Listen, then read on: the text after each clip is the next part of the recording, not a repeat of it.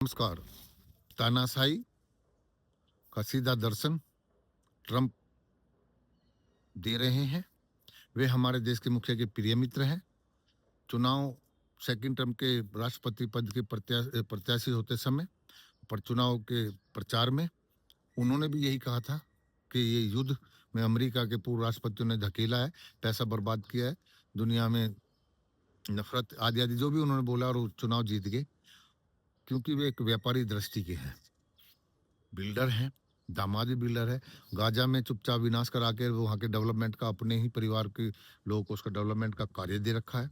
ऐसे दुनिया को तोड़-फोड़ करके, नाश करके फिर उनका डेवलपमेंट का काम अपने लेने के लिए कितना रुपए खाओगे, कितना कमाओगे, कितना दुनिया पे राज करोगे। तो ये सब आचरण ऐसे लोगों का ऐसा होता है, ये इतिहास में कलंकित अक्षरों में लिखे जाते हैं।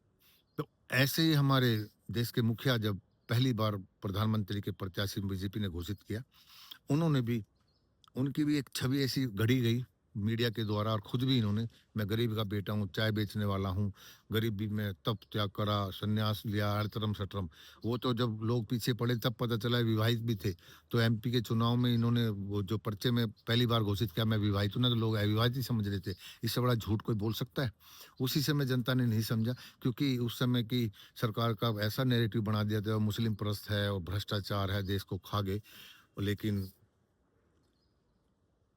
जिस वादों को लेके ये आए थे, सारे उन वादों और उस आचरण के विपरीत आचरण चल रहा है। देश में नफ़रत बढ़ा करके, मुस्लिमों से डरा करके सत्ता तो सुरक्षित की जा रही है और अमेरिका की गोद में जाकर के अरब देशों की तरह कॉलोनी बनाने का रास्ता खोला जा रहा है।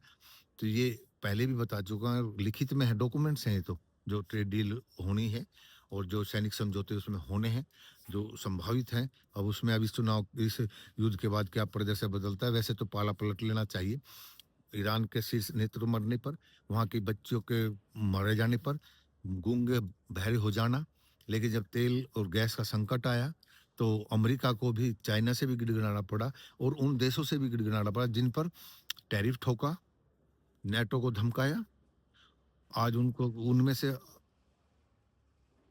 अधिकतर देशों ने अपना एयरबेस और वहाँ होमरूज स्ट्रेट उसमें जाने से अपने जाजी बेड़े सेना भेजने से मना कर दिया है। कुछ विचार कर रहे हैं, संशय में है। तो इस तरह का जब आप संकट आता है, आप जिन जो आपके पूर्व से ही सरकारों के द्वारा सहयोगी थे, उनके खिलाफ हो जाते हो, तो आपको ऐसे ही एक बेशर्मी और लज्जित होकर के उनसे ही गुहार लगानी पड़ती है। इसी को कहते हैं थूक के चाटना। तो सेम मोदी जी ने भी कई दिन लोग शोक संदेश उनके उस पर कोई व्यक्ति भाव नहीं करे, बताते फिर टेलीफ़ोन भी किया, ईरान में भी किया, उससे पहले खाड़ी देशों में तो किया, उनके मरने पे तो दुःख व्यक्त किया, लेकिन ईरान में नहीं किया। अब जब दिखाई दिया कि तेल का संकट है, तो अब कर रहा है। क्योंकि इस तरह लंबा पीरियड खींचने का मतलब था कि मुस्लिम आबादी से भारत में नफ़रत बढ़ाना और अंधभक्तों को खुश करके अपनी जो चुनाव आ रहे हैं, उनमें सत्ता सुरक्षित करना या राज्य के चुनाव जीतना और भविष्य के जो केंद्र के चुनाव हैं, उनमें अपना पक्का वोट बैंक बनाना। ये ट्रंप भी तो यही कर रहा है कि वो व्यापारी है, तुम व्यापारियों के मुखिटे हो। यानी कि आप उनके लिए काम करते हैं, वो अपने स्वयं के व्यापार बढ़ाने के लिए सत्ता में आता है और गाज़ा में बताते हैं कि उनके दामाद और बेटों ने उसके डेवलपमेंट का काम लिया है। तो ये इस तरह से आप सत्ता लो, फिर विनाश करो, फिर उसे डेवलपमेंट पे पैसा कमाओ। तो क्या व्यक्तिगत उपलब्धि के लिए, विस्तार के लिए आप पूरे देश को, दुनिया को और मानवता को धाँसे पर रखकर या उसको कुचल करके ऐसा पैसा कमाना ठीक है या ऐसी सत्ता प्राप्त करना ठीक है? हमारे मुखिया जो कहते हैं सन्यासी वो फ़कीर हैं, तो ऐसी फ़कीरी नहीं है ये। ये अति महत्वाकांक्षा की पूर्ति के लिए लोगों के हाथों या लोगों की गोद में बैठ कर के देश को अ, गिरवी रखना ही कहूँगा मैं, कि आपने कर्ज में भी डुबो दिया है, समीकरण बिगाड़ दिए। आज इस युद्ध में देख लो ट्रंप के साथ वे नहीं है जो उनके पुराने पुश्तैनी सहयोगी थे। हमारे आस-पास जब पाकिस्तान से ऑपरेशन सिंदूर चला, उस समय हमारे पड़ोसी देश ने भी किसी ने समर्थन नहीं किया और ट्रंप ने तो बेइज्जती जो की है, 100 से बार अधिक गाली दिया। अब उनके डिफेंस सेक्रेटरी, मीडिया कितने अभद्र भाषा मोदी जी के लिए बोल रहे हैं, तो ये साफ सीधे हो गया, ना तो ये विश्व गुरु हैं, ना ये विश्व शक्ति है, ना दुनिया के देश इनका कुछ महत्व मानते हैं।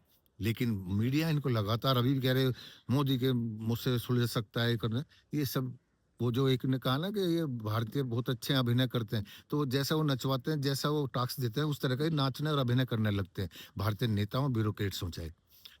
तो इन बातों पर ध्यान रखते हुए मैं यही कहूँगा कि अभी भी समय है, जो सही है उसको सही कहें, जो गलत है गलत कहें और अपने आप में परिवर्तन करें।